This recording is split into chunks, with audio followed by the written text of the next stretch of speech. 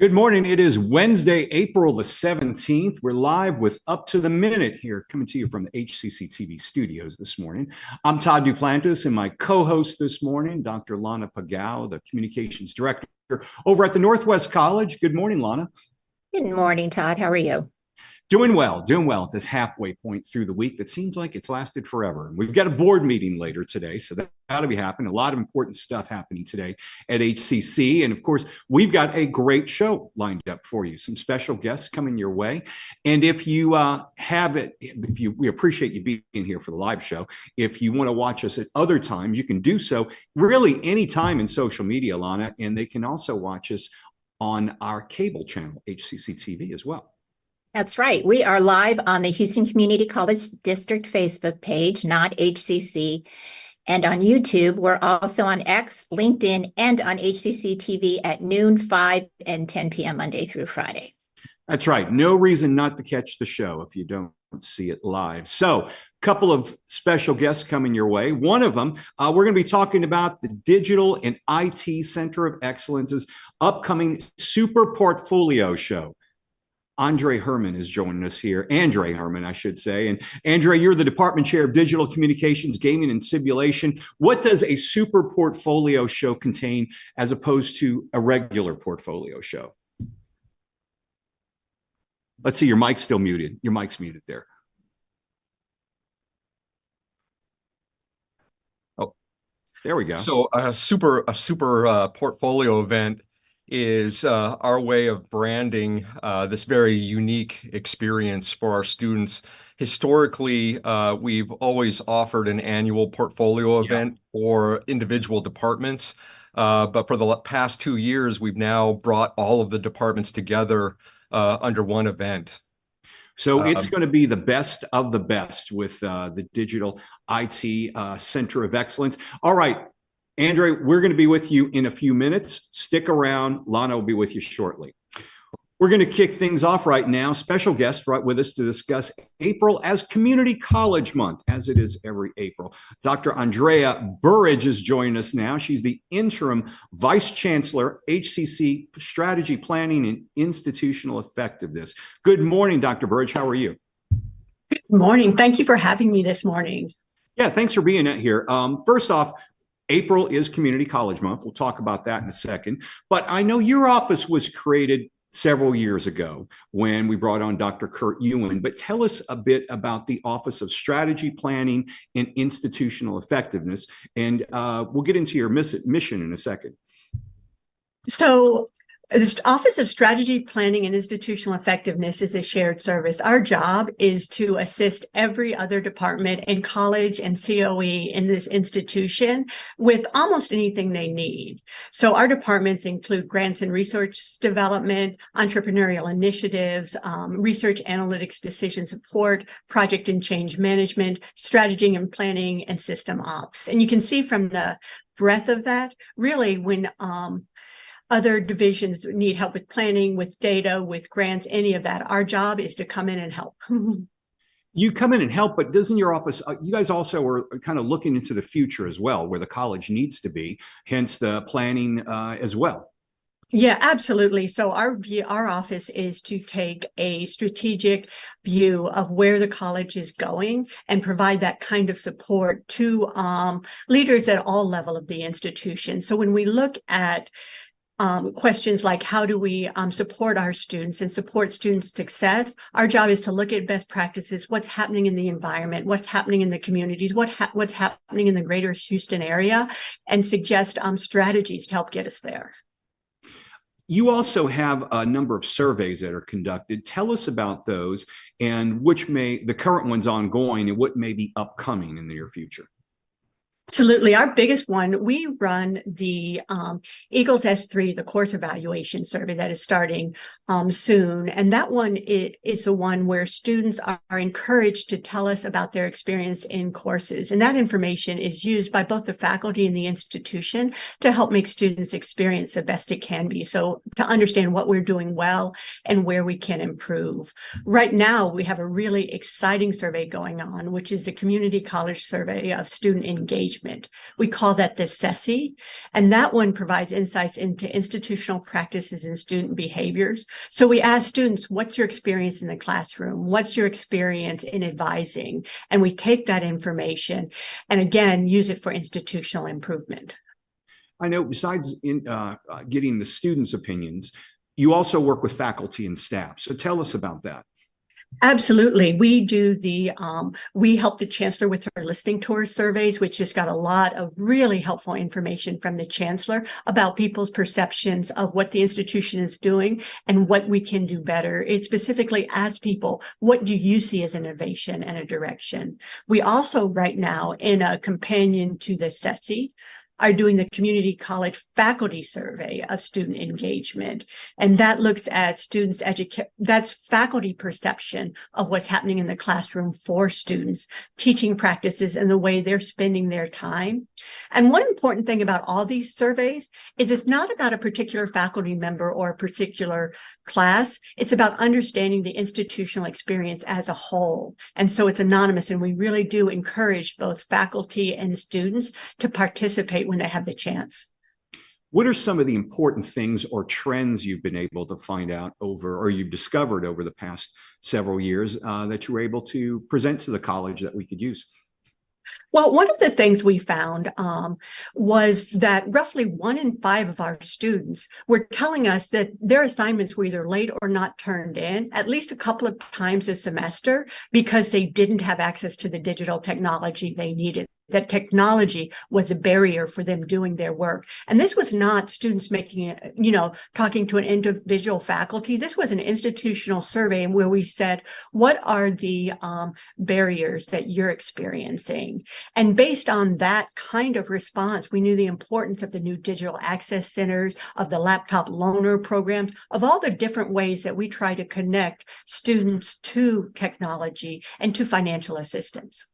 That was really highlighted back during COVID, because I know during that time, we found out a lot of the students were using their phones to do all their homework, then they're using their cell data and all that, and they didn't have access to the campuses. And I know the college was very responsive in that area. Was your department key in getting the information to get the students the help they need? Because I know we were giving out laptops and hotspots and all that stuff for our students.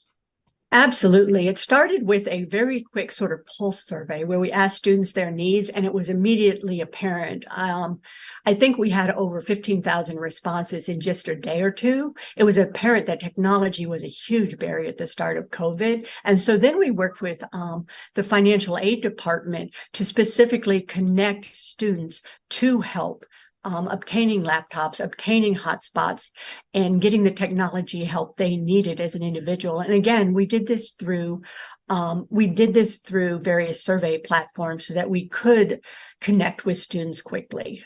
Sometimes it may look like just another survey coming in your inbox, but It is an important way that students can tell the institution their feelings, what we're doing well and should do more of, and what needs we may not be meeting. I want to switch gears a bit, but I know during the chancellor's listening tour, she was talking a lot about new legislature there. And specifically, there's been some concern or a lot of discussion about House Bill 8. Tell us about that. This connects back to Community College Month. Community colleges really serve an important role in communities of providing access to both associate's degrees, the traditional academic track, but also workforce degrees. House Bill 8 was a bill by the legislature that specifically underscored the importance of community colleges' roles in student outcomes. So that bill switches HCC's funding from being entirely based on the amount of enrollment to being based on the ways that we meet students' goals. So we are funded for promoting student transfer, for promoting credentials of value and helping students achieve those credentials of value, and for our dual credit students' success at obtaining 15 hours and a leg up into college. And that's a huge switch. Community colleges are not just about opening doors and enrolling students. They're about helping students reach their goals. And that's what HB 8 says. When does this bill go into effect? Oh, it's been into effect for a year. We're entering our second year of House Bill 8 funding, and you can see the change. We've always known that it was paramount that we support students to success, to meeting their goals, but now the state of Texas and the legislature is agreeing with us. And they've said one other things too. We've always known the short-term continuing education, professional education, and courses were important, but for the first time, the state legislature has said, hey, that's absolutely right. That continuing education, those 8-week sequences of courses that really helps individuals get into careers are important, and we need to fund them. One last question. How can I or anyone on our faculty, staff, or students request information or assistance from your office? Well, there are two ways. If you need data, honestly, if you Google HCC Houston service request form, you will get to our external page. And if you press the service request form and fill in what you want, we will do our best to get that for you. Internally, you can use the drop-down menu and look for Office of Institutional Research for data, grants, or planning and institutional effectiveness for any of our other services. And we love to hear from folks because our job is to help. Dr. Andrea Burridge, Interim Vice Chancellor of HCC Strategy Planning and Institutional Effectiveness Office. We appreciate you being here. We'll see you later at the board meeting. Have a great rest of the day. Thank you so much for having me today. All right. Well, Anna, I'm going to turn things over to you, and you've got some big happenings with the Digital and IT Center of Excellence. Yes, so we're going to return to Andre Hermann, the Department Chair of Digital Communication and Gaming and Simulation. Welcome back. Hi. Well, as we mentioned earlier, HCC's upcoming Super Portfolio event is coming up soon. But before we get into those details, tell us when and where it will be held. Okay, so our Super Portfolio event is going to be held on Wednesday, May 1st from 5:30 to 8:30 at the West Houston Institute, right? Which and is also located at the Alief Hayes campus. Right, in our Northwest College. And it's for seniors, is that correct? Well, so yes, that is correct. So the students who will be presenting their work at this event are graduating seniors, but the event is free to attend and it's open to anyone and everyone. So what will folks get to see there? So this is, so we have a number of different departments across our COE, which is, we have graduating students from graphic design, digital photography, web authoring, visual effects and motion graphics, and gaming. These senior level students will be producing their portfolio, or what we refer to as books, to community partners, working professionals, in the hopes to get critical feedback on the quality of their work as they begin the process of entering the job market. Right. So with this feedback, what can they expect? What kind of feedback will they get? Yeah. So this is where a portfolio event really gets interesting. So what we do is we make it as easy as possible for our reviewers. So each of the different departments, the faculty representing, they've created surveys that are kind of like little roadmaps that guide the reviewers on what to ask for or look for. And so as the reviewers look at the work, they're making notes. And then those notes are then returned to the students so they have a hard copy of their critique. So they're looking at their presentation skills, their people skills, the quality of their designs, how they solve problems, how they use type, and even how they present themselves and how they speak. Now, I have a portfolio of my career work that I've done. Okay. And it's from day one that I started after college. When do these students start adding to their portfolio? Oh, yeah, they start adding to their portfolio the first semester they get here. Even though our first semester is core curriculum, that's really where they're gaining those basic fundamental skills that they'll use to start building the work. The way our programs are structured is that every semester and almost every course has a series of class assignments that allow the students to experiment and learn the different skills. And then they have course projects like midterms and finals that then allow them to use those skills and apply it to a real world problem. And then those final projects are then added to, they get to choose whether they want to include that in their portfolio or not. So I've had a lot of folks when they go for interviews in my area of expertise say, I have an interview coming up and they ask for a portfolio. I don't have a portfolio. What is that? Why is it important for your students to have a portfolio? Well, because that is the visual representation of the students' problem-solving skills. It shows them how they're using color, design, typography, critical thinking, creativity to solve a problem that potential client or those clients are looking to solve. Without a portfolio of work, well, the client has nothing to really look at. They have nothing to, because when a client's looking at a portfolio, they're trying to see their brand or their product represented within that work. So they can say, oh, I like that solution. I could see using that concept to sell our product. And if a student doesn't have that, there's no emotional human connection to their work. They can speak and talk about their work all they want, but let's face it, we're visual people. We want to see. You could explain it till the cows come home, but unless I can see a visual example, I may not get it, and I'll pass on to the next person who does have something that I can have a conversation with you about.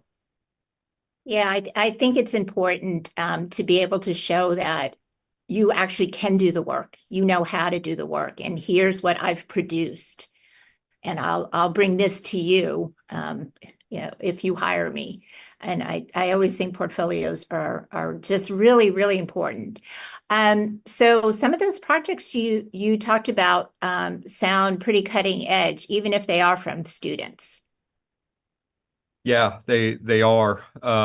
Every faculty member and every class has their own unique assignments and their own unique challenges. And I think it's really important to also talk briefly about what is at the root of this portfolio event. And that is each of these departments that are represented, the students are currently enrolled in the portfolio development class. So they're working directly with a faculty member who is guiding them through the process of gathering all that work over, multiple semesters and looking at, well, what is successful? What should be removed? And then, all right, well, this one is promising. Let's talk about how we can improve it and make it stronger for the portfolio event. So we're not just throwing them to the lions. They do have a mentor in the portfolio review course, the portfolio development courses that are helping guide them through the process of removing the weak work, keeping the strong work, and then developing the work that has promise. Yeah, I like that idea of helping them on what is their strong work and what they should remove or improve upon. That's really great feedback for a student entering the workforce. Let me remind everybody, it is the portfolio event is May 1st at the West Houston Institute from 5:30 to 8:30. And thank you, Andre Hermann, Department Chair of Digital Communication and Gaming and Simulation. And we'll have all that information in our post after the show. Hey, thank you.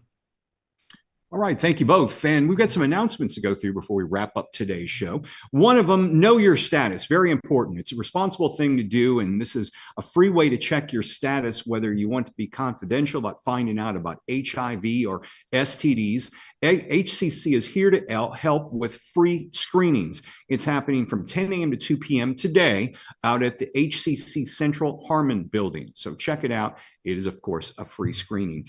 And we've still got our graduation cover contest going on, Lana. Yeah, as graduation approaches, students can showcase their amazing design skills by creating the graduation ceremony cover for spring and fall 2024. The two winners will not only get their artwork published in the programs, but will also have a chance to win a new iPad. And this might be something they could put in their portfolio. So submissions are due by 5 p.m. this Friday, April 19th. To learn more about the contest, check out our post after the show. Okay, another important event, Earth Day is coming up. We've got a Sow and Grow seedling celebration. HCC Central Library Student Library Advisory Council, that is a long name, but a very important group. They are celebrating Earth Day with a special Sow and Grow event on campus. It will include guest speakers, a poster showcase from Vast Academy student winners, and much more. It happens from 10 a.m. to 1 p.m. Monday, April the 22nd at HCC Central Room 100 and 101. We'll have some information in our social media post after the show. Okay, Avoid the Highways. That's a faculty art exhibition, and it's coming up as well, Lana. Yeah, so come check out the faculty art exhibition titled Avoid Highways, which is really hard to do in Houston.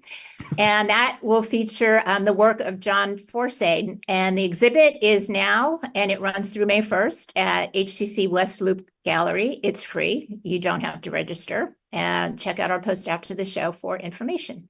That's right. And I do try to avoid highways as much as I can. I live inside the loop. When I get on a highway now, I get nervous. I'm not used to that, you know. So anyway, cultural immersion in volunteer program. Houston's Consulate General of Mexico invites Mexican students and those of Mexican origin to participate in the cultural immersion in volunteer program this summer in Mexico. It's aimed at strengthening their ties with the country, fostering cultural connections, and providing an opportunity for volunteer work. It emphasizes regions that are the origin of Mexican migrants. Students will travel to Mexico for 3 weeks. Pretty big deal. With their airfare, local transportation, accommodations, and their meals are all covered. During the first week, they will engage in humanitarian, academic, and cultural activities inside Mexico City, followed by 2 weeks of volunteer work in other communities. Great program. Check our post after the show for more information on that.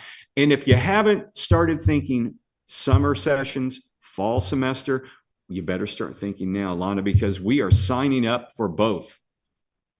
I can't believe we're already doing this. Registration is open for the fall semester, and we have regular and smaller semesters offered in a variety of programs. Like all of HCC's courses, they are offered online anytime, online on a schedule, hybrid, in-person, hybrid lab. So yeah, if you want to get your times and courses, now's the time to register. So to learn more about HCC programs, start dates, and options to cover costs, go to hccs.edu/apply. Yeah, we're already talking summer and fall, and within a few months, we're going to be talking 2025. Yes, Crazy. we're going to be wishing each other Merry Christmas and Happy New Year. Sooner than you think, I'm telling you. Yeah.